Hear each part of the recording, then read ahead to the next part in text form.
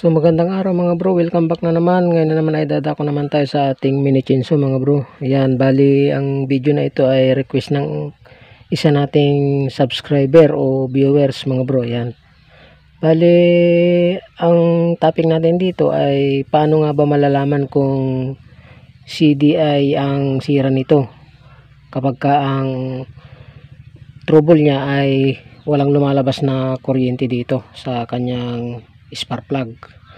Okay, bali ang unang gagawin nyo mga bro ay itong magneto nya, i-check nyo kung hindi na bago yung dito, yung pinaka kunya.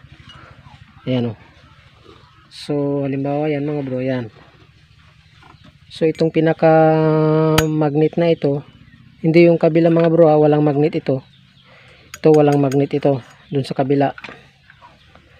Halimbawa itong dalawang magnet na ito, i-check nyo baka nabago yung pagkakalagay ng kunya dito sa may shafting nya, sa shafting ng sigunyal. So ganyan, itapat nyo dun sa pinaka core ng CDI natin. Yan, ganyan. Tapos tusukin nyo mga bro itong kuha natin dito. Yan, nakaibabaw naman yung kuha natin, yung pinaka piston cap natin dito. Ibig sabihin mga bro, good, naka top dead center siya. Ayan, yung kumbaga andito yung level ng piston cap natin, nakataas. Pero kung halimbawa itinapat yung ganyan ay nasa baba, ibig sabihin na bago yung kunya. Pero kapag yung piston cap naman niya ay hindi na bago, nandito sa top, ayan o, ayan o, yan lang yung kanyang lalim, ibig sabihin good yung ating kunya mga bro. Ayan. Pangalawa mga bro ay check ninyo kung halimbawa yung yung CDI nyo ay nabago yung kanyang pwesto. Minsan kasi ito mga bro ay itong dalawang alin na ito na pinakatornilyo niya, lumuluwag ito, nababago yung pwesto ng natin, umaatras, lumalayo dito sa kanyang magneto, yung kanyang core. Yan. So paano nyo malalaman mga bro kung lumayo? Kuha lang kayo ng papel. Kuha tayo ng papel at isasampol natin. So bali ito yung papel natin mga bro. Yan, bali cover to ng notebook. Wag naman yung pinaka papel ng notebook mga bro dahil masyado namang manipis yun. Yan, itong cover ng notebook. So subukan natin. Yan, bali kumbaga yun yung magnet nya, ganyan nyo muna tapos ilagay nyo ito. Yan, tingnan nyo kung nabago yung pinaka gap nito dito sa kanyang magneto. Ayan. Tapos ikutin yung ganyan.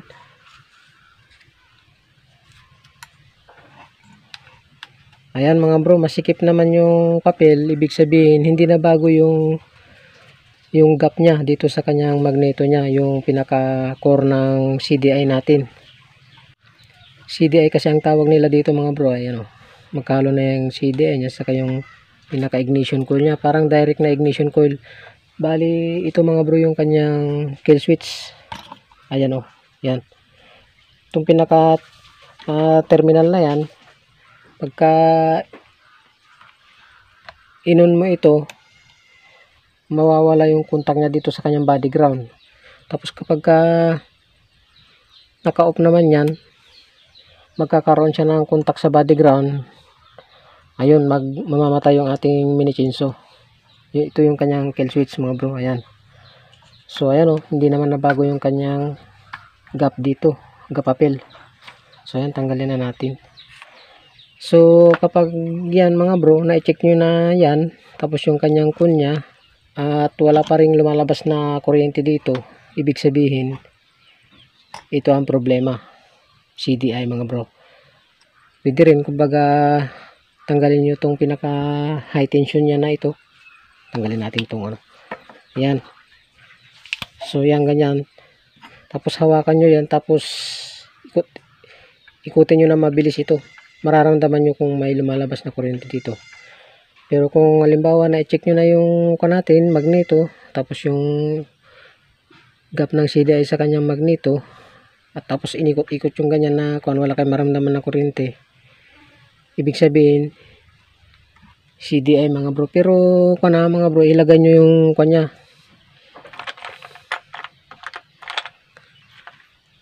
ilagay nyo itong hilahan niya na ito.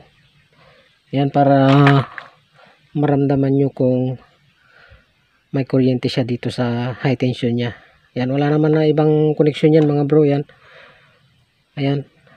So ang huli, i-check nyo din tong pinaka switch niya na ito. Baka mamaya ay pag on yung ganon, nakakonect, kumbaga na pag sira na tong switch na to, konektado pa rin sa ground, hindi magkakaroon ng kuryente dito.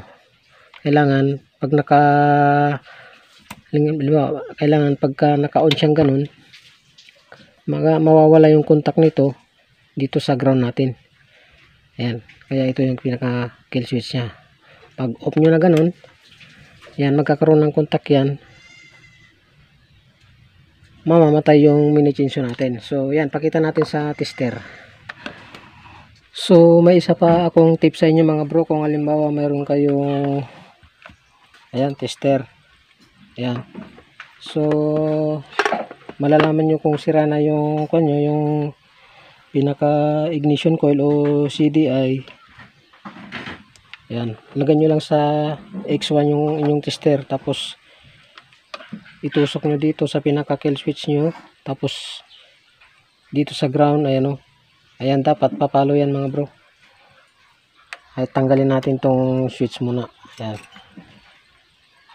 ayan, dapat pumalo yan. Tapos tignan natin kung ano. Ayan, naka 0. So dapat yan papalo. Ayan o, nasa 16 ohms. Ayan, yung kanyang resistance. Tapos kapag kanyan, tinusok nyo yung ganat, kapag ang isang para naman mga bro, kung sira na yung CDI, halimbawa kapag tinusok nyo yung tester yung ganyan at hindi na siya pumalo, ibig sabihin sira na yung CDI natin o pinaka ignition coil nya.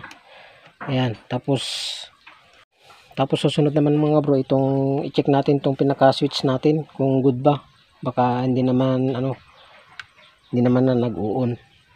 Ayan, tapos lagay natin sa ground natin. Ayan, naka-on, ay naka-off yan eh.